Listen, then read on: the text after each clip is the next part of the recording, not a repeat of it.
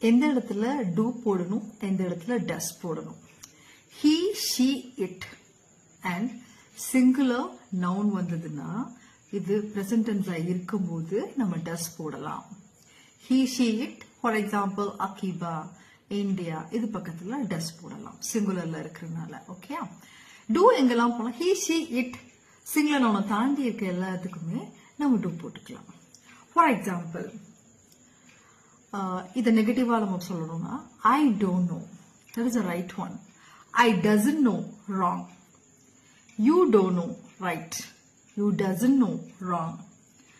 We doesn't know. Wrong. We don't know. Right. She doesn't know. Right.